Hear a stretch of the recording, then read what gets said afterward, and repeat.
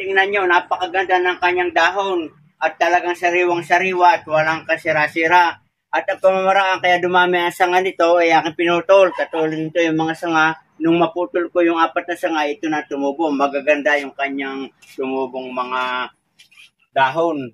At mga kabayan, itong tuba-tuba ay napakaraming health benefits sa ating kalusugan, itong kanyang dahon. Pero ito ay ating iingatan sa mga bata, mga bunga nito at ito ay nakakalason.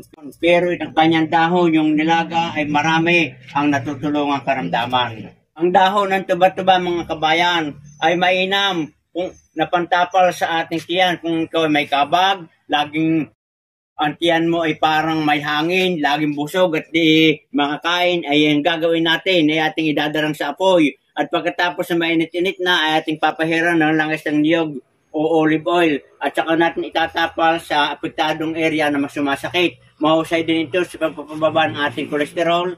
At tayo magpakulo ng mga 10 dahon at uminom tayo na 2 beses maghapon. Magandang araw, kabayan!